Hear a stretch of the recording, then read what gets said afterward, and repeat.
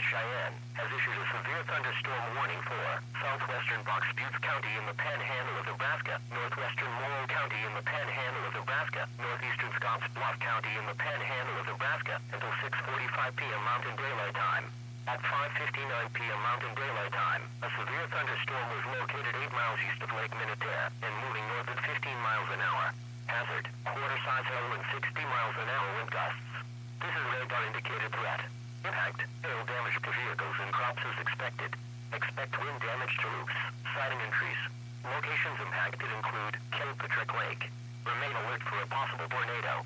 Tornadoes can develop quickly from severe thunderstorms. If you spot a tornado, go at once into the basement or small central room in a sturdy structure. For your protection, move to an interior room on the lowest floor of the building. Large hail, damaging winds, and continuous cloud-to-ground lightning is occurring with this storm. Move indoors immediately. Lightning kills.